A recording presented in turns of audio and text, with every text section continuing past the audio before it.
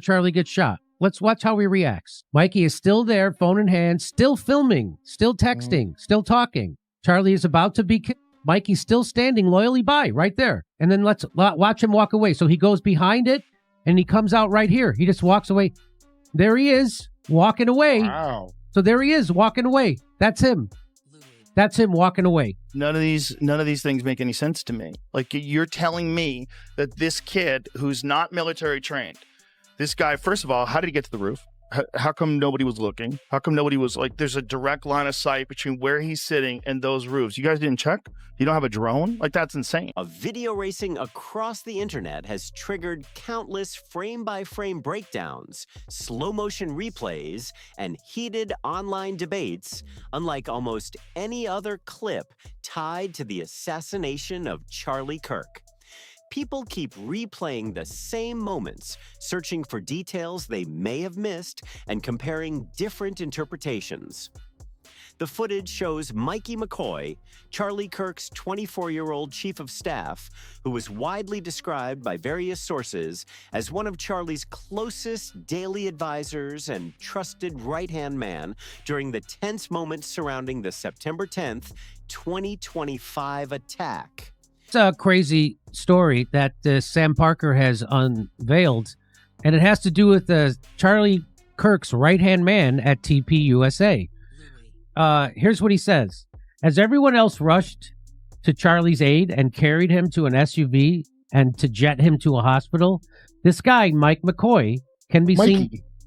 Mikey McCoy can be seen walking away in the distance, completely ignorant of whatever it is that's happening to Charlie behind him, and not visibly caring at all. Mikey, get down. It's really weird. I'm going to show you this video in a second. Some commentators, including Candace Owens, along with others analyzing the footage frame by frame, have pointed to what they describe as McCoy's unusually calm appearance during the chaos. Those observations have fueled continued public debate, although the video alone does not establish why he appeared that way or what it may have meant. But this story goes way beyond another viral clip blowing up online. The real pressure point is the reported call log timeline showing who Mikey McCoy contacted, the order of those calls, and how long each conversation lasted. Was Charlie dead? Was he bleeding out? Did Charlie need help? Should he ride with Charlie to the hospital? Where are they taking Charlie? What's going on? Apparently, these were all questions of no concern to Mike McCoy, Charlie's friend and his chief of staff. Mike in a ball cap, backpack strapped tight, phone in hand, recording everything like a man on a mission, always filming, always close. So there they are. They're in the car. So that's Charlie Kirk. They're on their way to the event in Utah. Mike McCoy can be seen in the rearview mirror. Look at that. Wearing a ball cap. Candace Owens has said those records were provided by Turning Point USA. And according to claims surrounding the documents, the timeline may not fully match the version of events later shared in public interviews. The situation grew even more serious when Tyler Robinson's preliminary hearing reportedly began on July 6, 2026, bringing new developments and added context to the questions surrounding those calls.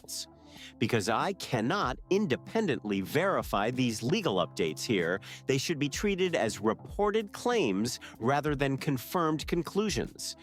Now, let's break down the timeline, the disputed details, and the latest reported developments step by step. This part needs a careful look because the details are specific, and even the smallest moment could shape how people understand the timeline. So Mike McCoy, his chief of staff, is in the back seat, and he's filming it. That's him, right there. Mike's phone is visible for an instant. Notice the circle. That's his phone. Okay. So now they pull up on campus, and Charlie's happy about the big turnout.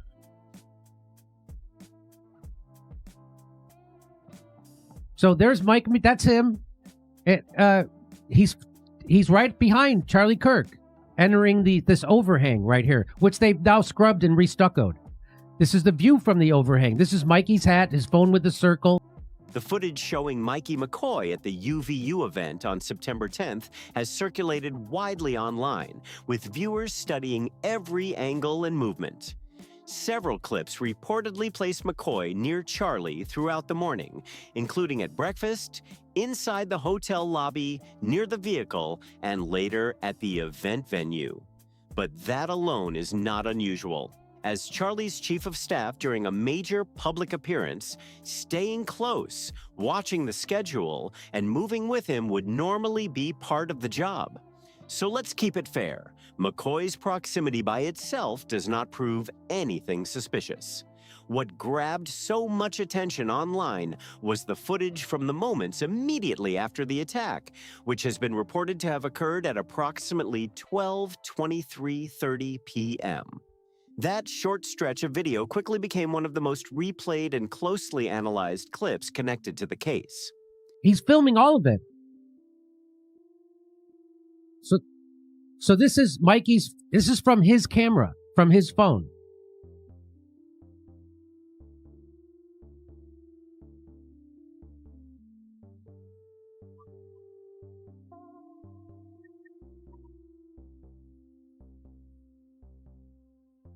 So this is there you go. That's there he is right here. Still trailing him, still filming everything. In her October 29th, 2025 podcast episode, Charlie's Angels or Demons, Disturbing Footage Emerges, Candace Owens made those moments a central part of her discussion.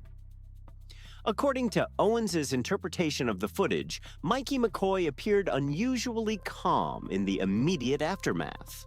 She argued that the video did not show obvious signs of panic, a visible rush toward Charlie, or a clear display of distress. Instead, she said the footage appeared to show McCoy turning and walking away while others nearby reacted with confusion and urgency. That contrast has sparked intense online debate, with different viewers reaching very different conclusions about what the video shows. Owens made one point very clear during that episode. She said directly, "I certainly did not think that he was involved in pulling a trigger and unaliving Charlie Kirk." How, 6 years ago, 7 years, Yeah. Charlie saw something in him. Yeah. And you're like, well, Yeah. because by the way, that's so unfair that I'm saying this to your son. I am breaking every rule. It's not unfair to him. The reality is, Charlie saw something that Mikey's own father didn't see, and he pulled it out of Mikey. And that's what he would do with all the youth. And one of the reasons I met Charlie was because of Mikey. He says, "Dad, you got to listen to this guy." That statement set an important boundary for her discussion and made it clear what she was and was not claiming. Instead of accusing McCoy of carrying out the attack, Owens focused on different questions. She questioned what he may have known, when he may have learned it, and who he was communicating with in the seconds and minutes that followed. According to Owens, those questions became even more detailed after the reported call logs were introduced, sparking more public discussion, closer scrutiny, and plenty of debate online. According to Candace Owens, this is the minute-by-minute call timeline based on records she said were provided by Turning Point USA. Made his life a study of 18 to 30-year-olds, and he spoke to them, and he knew how to push them to excellence. And my son's a perfect example of that. He's exceeded me at 23. You know what? You, through Charlie, all of you have contributed to all of us rethinking our value system and what matters. Thank you all for that. Thank you. You're going to be a star. I'm predicting right now. She argued that the sequence of calls became one of the biggest talking points in her review because of how closely the timestamps lined up with the events of that day. According to the reported records, at 12:02 p.m., roughly 21 minutes before the attack, Danny McCoy, Mikey McCoy's brother, who serves in the military, called Mikey. Then, at approximately 12:23 p.m., Charlie Kirk was attacked. About a minute later, at 12:24 p.m., Charlie was reportedly moved to an SUV by members of the security team. Then Trump was shot, Kennedy was shot. RFK was shot. Where were they? There's some things, no matter how hard you try, and especially with Turning Point growing exponentially and trying to figure out the dimensions of what to do. And how are they supposed to get on a roof when the campus police have the keys to all that? Just calm down. And I'm sorry, what's the latest one for all you anti-Semites? The Israelis put a hit on him? Oh, please. Just take your hate elsewhere. During that same 12:24 p.m. minute, the records reportedly show Mikey McCoy placing a call to his wife, Elizabeth McCoy. Owens highlighted that detail as a key point in her analysis, and it later became a major topic of public discussion and debate. According to the call records discussed by Candace Owens, the first call between Mikey McCoy and his wife, Elizabeth McCoy, lasted about 10 minutes. Owens highlighted the length and timing of that conversation as an important part of the timeline she was examining. It's like what's this, a precatory psalm? I'm a little bit upset about that. Well, Mikey was standing strong, and I remember Charlie telling me, I want him to be my body man. I just said, that kid can't make his own bed. Charlie saw something in people no one else could see, and he could bring it out of them. During that same 12:24 p.m. minute, the records reportedly show Blake Neff calling his own mother, with that conversation lasting around 45 seconds before ending at approximately 12:25 p.m. The reported timeline becomes even more detailed after that. At 12:26 p.m., roughly 3 minutes after the attack, the records reportedly indicate that Mikey McCoy added Erica Kirk to the ongoing call with his wife. According to the same records, Erica was removed from the call at 12:28 p.m. Then, at 12:30 p.m., Mikey reportedly added his father, Pastor Rob McCoy, creating a three-way conversation with Elizabeth. Owens pointed to that sequence of calls as another part of the timeline that has generated significant public discussion and differing interpretations. According to the records discussed by Candace Owens, 12:32 p.m. marked the end of Mikey McCoy's reported call with Pastor Rob McCoy. Then, at 12:34 p.m., his call with Elizabeth McCoy reportedly ended. Just 1 minute later, at 12:35 p.m., the records indicate that Danny McCoy called Mikey again, and that conversation reportedly lasted another 10 minutes. Owens emphasized this minute-by-minute sequence as a key part of the timeline she analyzed. In a sense, was a better dad to my son than I was, because he brought out in Mikey the things where I was limited. I didn't think he was capable of it because I wasn't. But I'll tell you what, a father's the only man on the face of the earth who takes pleasure when another man exceeds his ability. I'm so proud of Mikey. He's 24 and he's holding it together. Owens argued that this reported timeline, based on records she said were provided by Turning Point USA, did not fully line up with the public account shared by Blake Neff during an appearance on the Sean Ryan Show.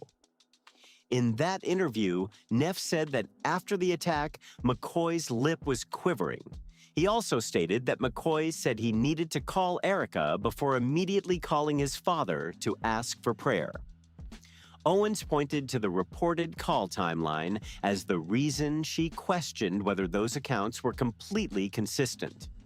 That comparison has remained a topic of public debate, with different people reaching different conclusions based on the same information. According to the call records highlighted by Candace Owens, the sequence of events appears different from the version she was comparing it to. Owens said the records indicate that the first call was placed to Mikey McCoy's wife, Elizabeth McCoy, at 12:24 p.m. She also noted that Erica Kirk was reportedly not added to the call until about 3 minutes later, while Pastor Rob McCoy was reportedly brought into the conversation several minutes after that. When the clip was brought to my attention, I obviously have a file, I have a big folder of files of every angle, and I decided to track Mikey from every angle available to see, like, maybe we just missed it, and he did at some point put that phone down, dial a number, speed dial, hold down one, I don't know. Maybe we missed it. Because that seems automatic, right? 0.834, that seems pretty quick. And no, he doesn't do that. We even have him in front of Charlie's car. When Charlie is brought to the car, the waiting car rather, he is still on the. Owens further pointed out that, according to the reported records, Elizabeth remained on the line throughout the entire 10-minute call that began at 12:24 p.m.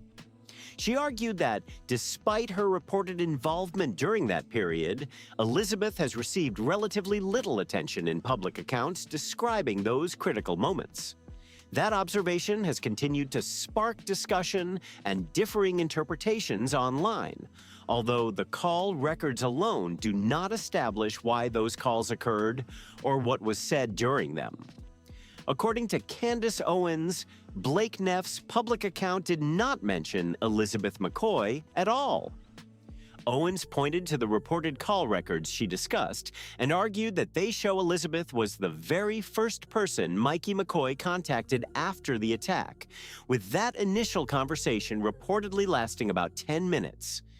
Owens said that omission stood out to her and became one of the main reasons she raised additional questions about the timeline. Take a look at this. Don't worry, we'll slow it down for you. See him in the background with the backpack. Let's go back a little earlier in the footage and see if we can find when he actually maybe dials onto the phone. Maybe we can see him pick up the phone and begin a call before the shot takes off. And then after beginning that call, if we're following this logic, that would mean he puts his phone down until Charlie gets shot. And we were able to find what we think could be that moment. And I can tell you that it is 1 minute and 45 seconds approximately before that shot goes off. And we can watch that here. Owens's central question was straightforward.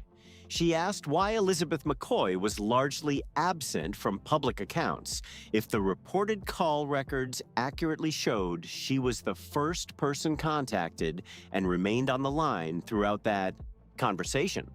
Owens also noted Elizabeth's public appearance at the memorial and her reported close relationship with Erica Kirk, arguing that those details made the omission more noticeable.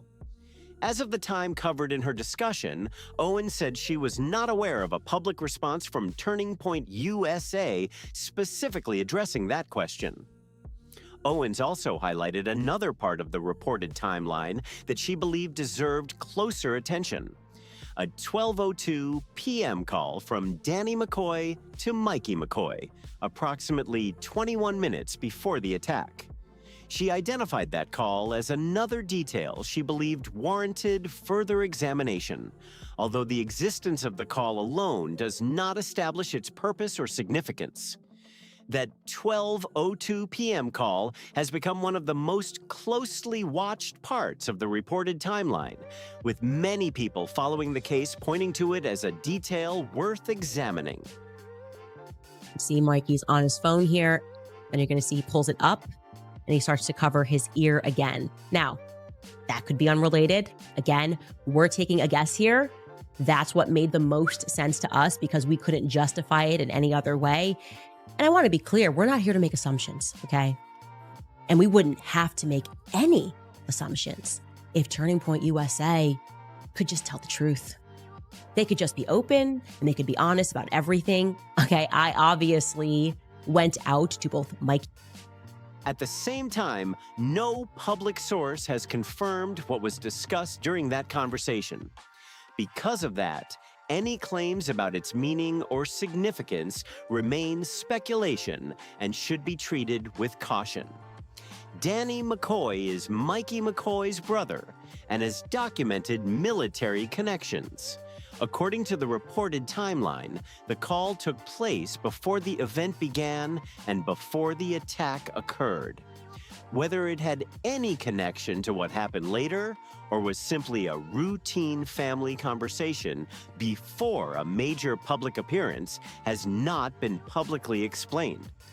Based on the information currently available, the purpose of that call remains unknown. Now let's look at the cameraman situation, because this is where Candace Owens argues one of the biggest factual disagreements in the entire story begins. The attention shifts to Tyler Bowyer, the COO of Turning Point Action. At the time being discussed, Bowyer was facing Arizona state felony charges related to fraud and forgery. Those charges are separate from the events covered here and should not be viewed as evidence or proof regarding this incident. According to public social media posts made on the day of the attack, Bowyer stated that police ordered all cameras at the UVU event to be shut down immediately after the incident. That statement quickly became a major point of public debate as people compared it with other available footage, witness accounts, and publicly available information. Different observers have reached different conclusions, and the issue remains disputed. Andrew Colvett, for a statement, asked those two questions. Hey, who were you on the phone with? What's going on here? No response. Weird. Because if that was me, and I saw clips going viral, and people were drawing conclusions from that clip, thinking that I was already on the phone, thinking that my reaction was weird, I would instantly hit back. I'd say, here's my call log. You want to know who I was on the phone with? 911. According to Tyler Bowyer's public statement, police instructed cameras at the event to stop recording immediately, meaning no filming was supposed to continue once the chaos unfolded. That claim quickly became a major part of the public conversation as people tried to understand exactly what happened and whether all recording had truly stopped. Candace Owens, however, described a different version of events regarding the footage. She said that the cameraman connected to the event, someone she stated she knew personally and had worked with before, later sent her a video on his own. According to Owens, she never asked for the footage and did not request that it be shared. She said the cameraman voluntarily provided the video, adding another layer to the ongoing public debate over what footage exists and how it came to light. According to Candace Owens, the video was sent to her without her ever requesting it. She said the footage appeared to show the event cameraman continuing to record calmly and deliberately at the UVU scene for roughly 4 minutes after the attack, before eventually lowering the camera. Owens presented that video as an important piece of the timeline she was examining. Owens argued that the footage she described seemed difficult to reconcile with the earlier public claim that police had ordered all cameras to stop recording immediately. In the video, as Owens described it, filming appeared to continue while the crowd reacted in panic and security personnel rushed toward Charlie. That apparent contrast has become a major point of debate among people reviewing the available footage and comparing different public accounts of what happened. Owens stated her position clearly. Based on her interpretation of the footage she reviewed, she argued that Tyler Bowyer's public statement was inaccurate. In her view, the cameras were not shut down immediately on police orders because the video she described appeared to show recording continuing for several minutes after the attack. I was freaking out. I called 911. I didn't know what I was doing. Here's my phone. Here's my whole call log for that day. But this is, I don't know. I guess we live in a world where that doesn't make sense. I would have issued a statement to dispel any rumors, but they have not. Here's what I want to say, and I honestly understand I'm preaching to the choir here. That Disagreement became one of the biggest points of contention in her investigation.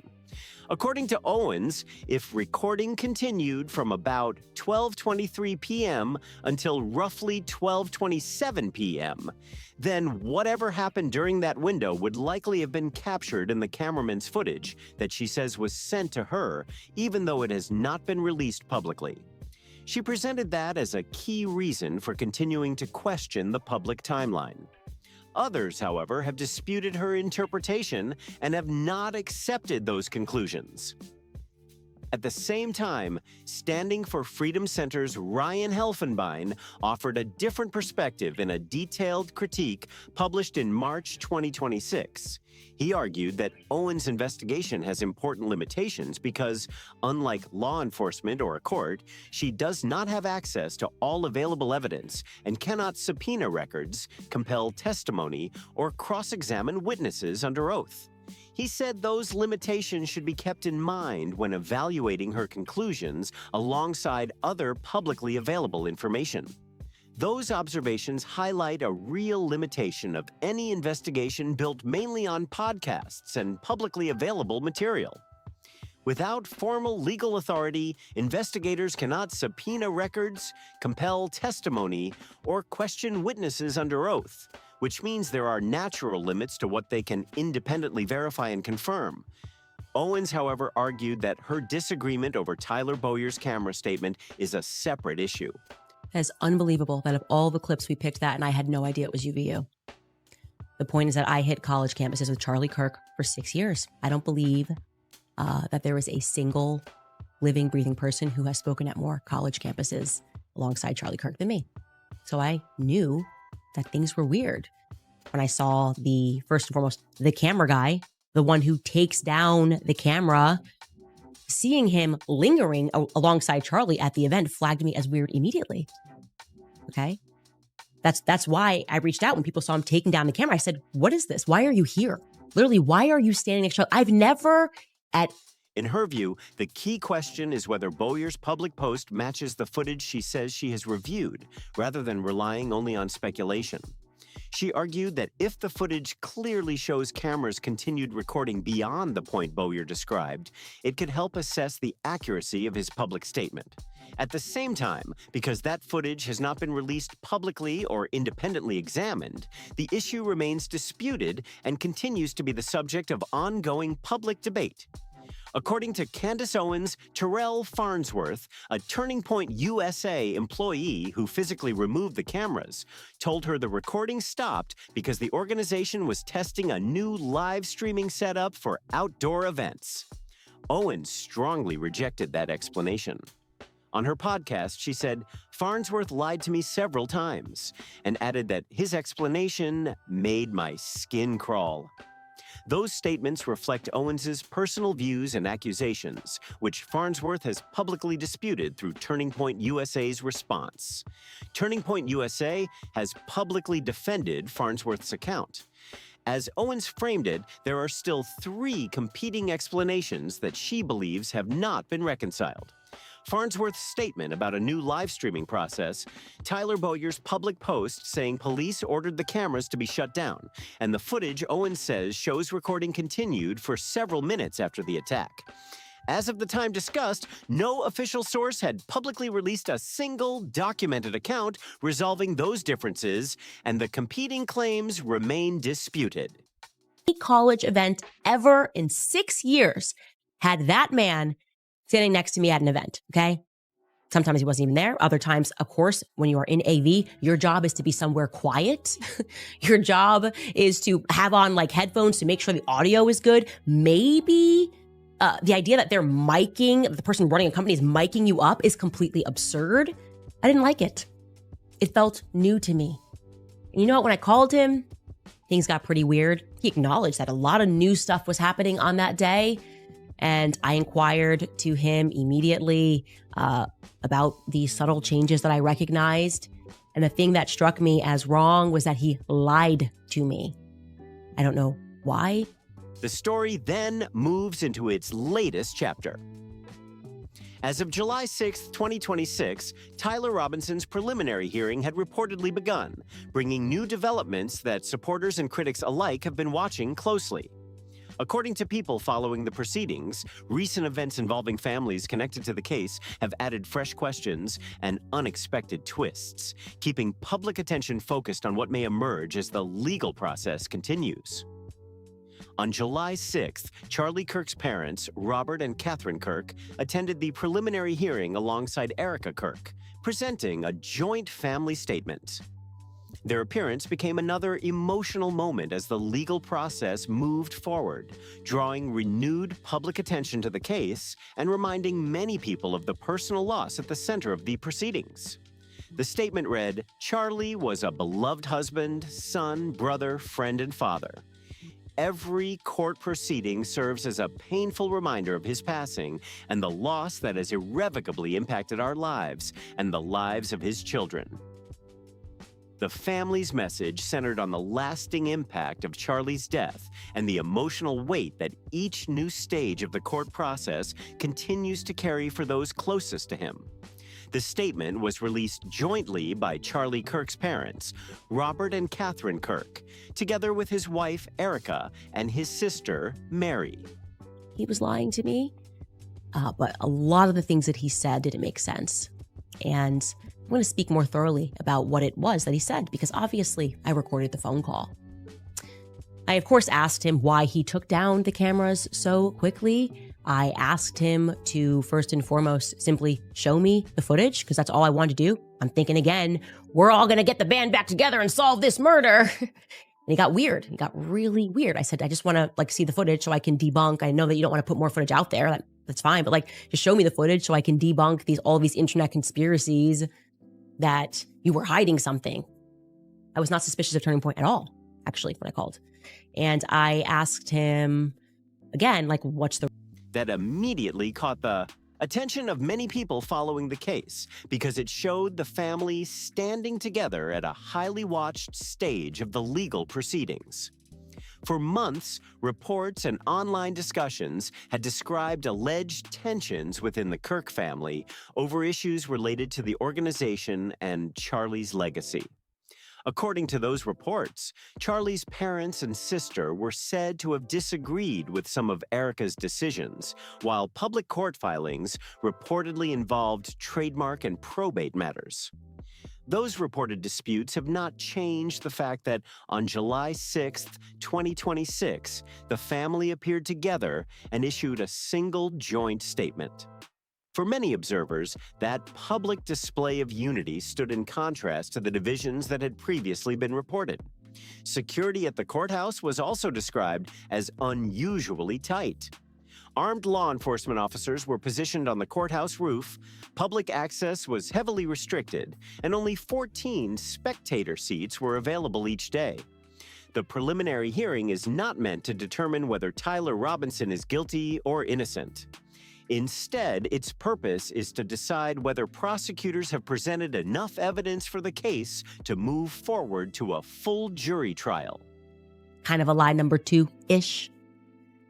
Then he said something that really bothered me. He said, I don't know how to send the footage.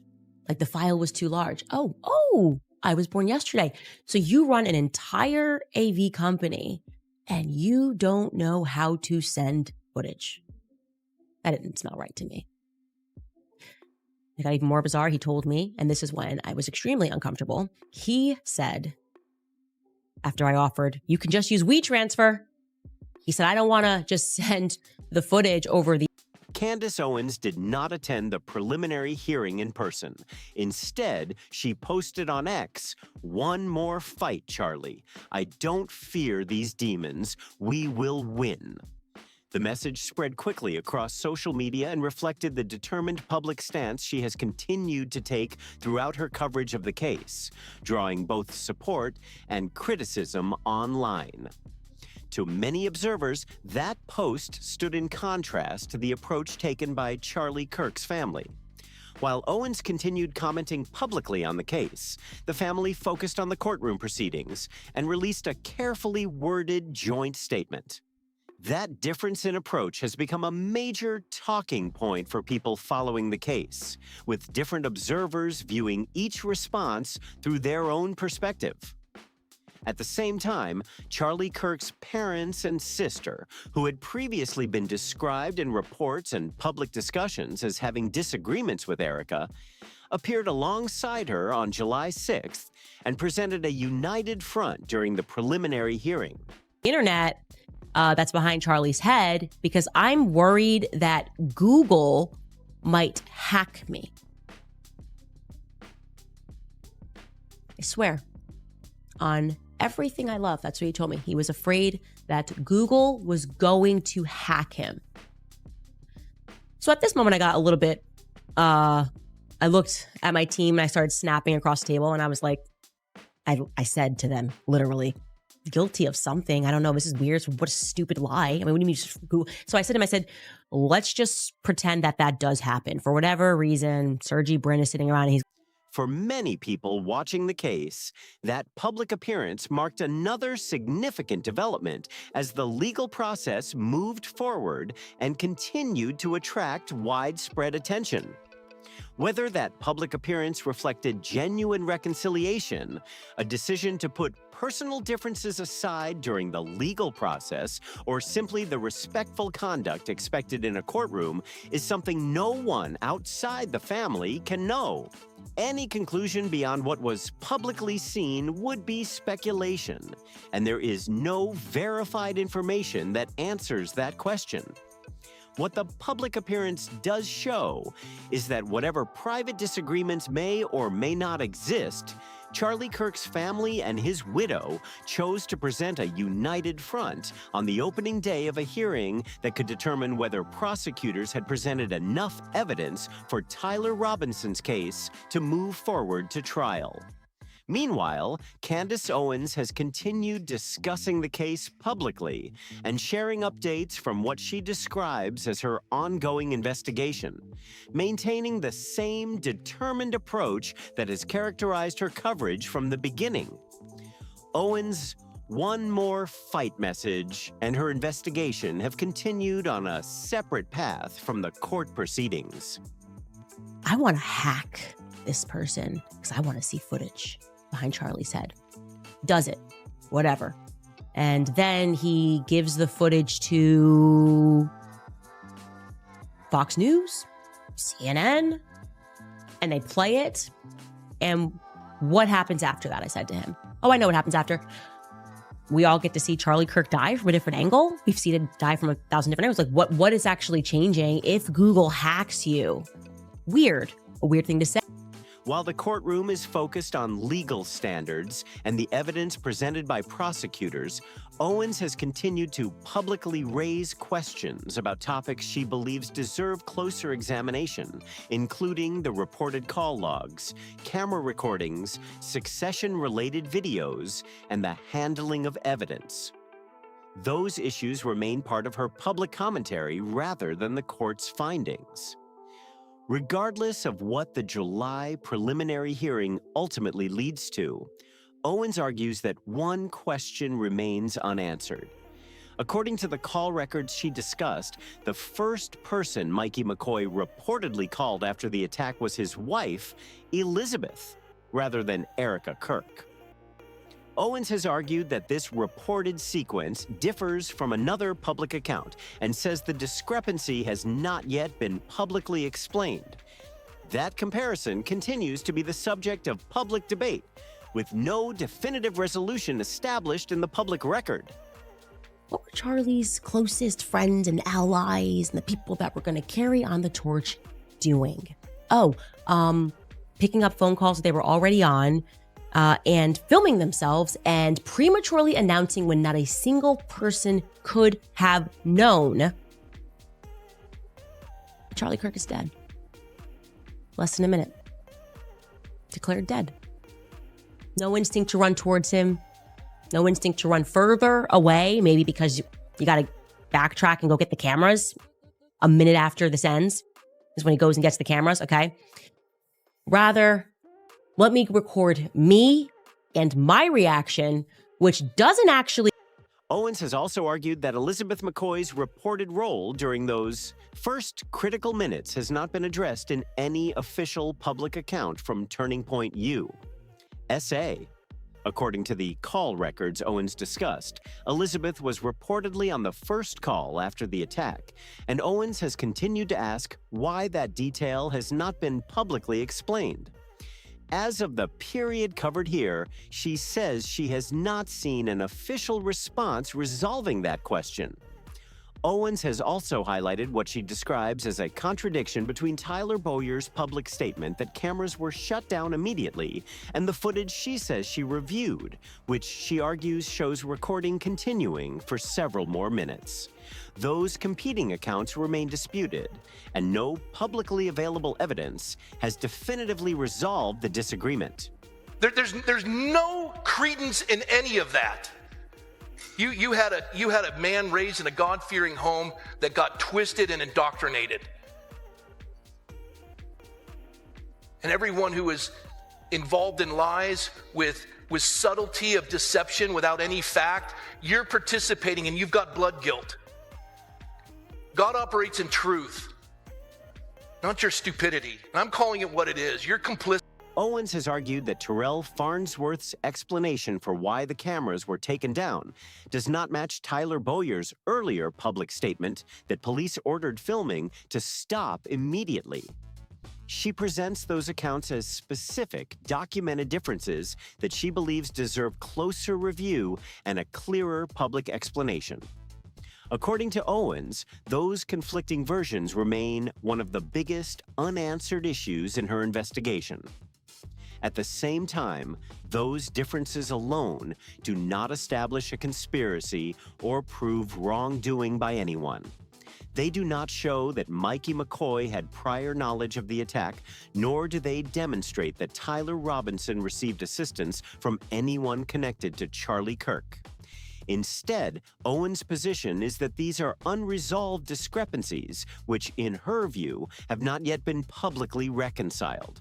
Because of that, they continue to generate discussion, scrutiny, and debate, rather than serving as proof of any particular conclusion. Those questions also fall outside the purpose of a preliminary hearing. In fact, if this is one of those videos that made me so upset that I was like mad at other people, you know, like I was like mad at Savannah. I saw Mikey McCoy's reaction. Now I'm looking at this guy's reaction. I'm like, Savannah, like one of the homies. I get assassinated. You film yourself. The goal of this stage in the legal process is simply to determine whether prosecutors have presented enough evidence for the case against Tyler Robinson to move forward to trial. It is not designed to settle every disputed public claim, explain every reported inconsistency, or answer all of the questions Candace Owens has continued to raise in her public coverage of the case. The reported call logs, the cameraman footage, and Candace Owens' questions about the limited public discussion of Elizabeth McCoy's reported role are not part of the prosecution's case against Tyler Robinson.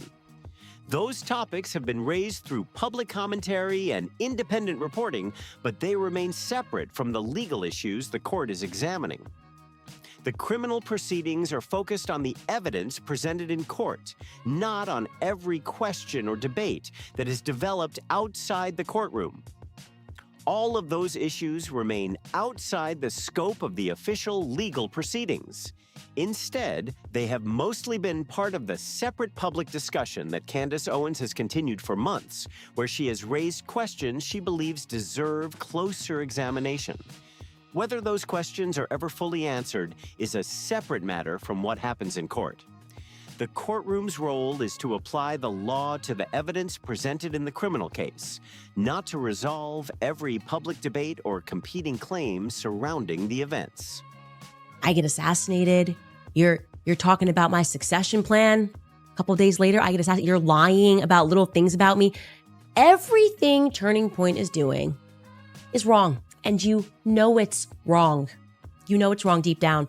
And I want to say this because there has been a lot of reading in between the lines. It's strange to me. I think I'm a very direct person and I say what I mean. And I do not want people to mistake what's happening right now or to wrongly assume my attentions here. So allow me to be very explicit.